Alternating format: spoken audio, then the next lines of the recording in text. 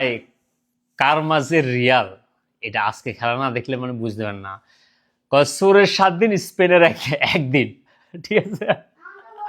দেখেন কি অবস্থা, মানে সারা পৃথিবীর কাছে মানে আর্জেন্টিনা যে এভাবে করে যে ফাইনালে আসছে, আর যে ফিফা যে একটা মানে ফেভার করছে, এটা সারা পৃথিবীর কাছে একটা ডিসপ্লে করে দিছে, ঠিক আছে।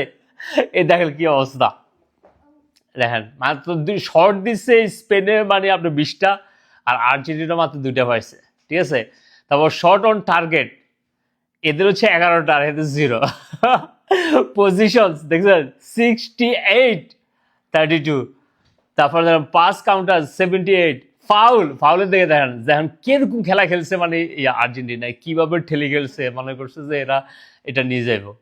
তাও 21টা ফাউল করছে শুধু স্পেন, আর তারা করছে 24টা, মানে যেভাবে ঝুললে আছে সেই। ও মাই গড, দেখেন ইয়েলো কার্ড, স্পেন ক্লিন, একটা খায় না, আর এরা 5টা খাইছে। এদের কোচ যে আছে, কোচরাও ভরে দিছে একটা, ঠিক আছে। এবার দেখেন রেড কার্ড একটারে, তো এটা খুব খুব বেয়াদব ছিল, এটারে মানে পাঠাই দিছে আপনার রেড কার্ড দিয়া। এবার বুঝেন মানে তারা কিরকম ঠেলি খেলছে। ইংল্যান্ডের বিরুদ্ধে মানে কিভাবে খেলছিল এটা তো সবাই দেখছে, তবে আজকেরটা সারা ওয়ার্ল্ড দেখছে, একদম ক্লিন ভাবে দেখছে। পুরা খেলা খেলছে স্পেন, ঠিক আছে। মেসি তো কিছুই পায় নাই, মানে কোনো পায় না, এখন বুটও পাবে না, বুট অলরেডি এমবাপ্পি পাই গেছে, ঘোষণা করছে, ঠিক আছে।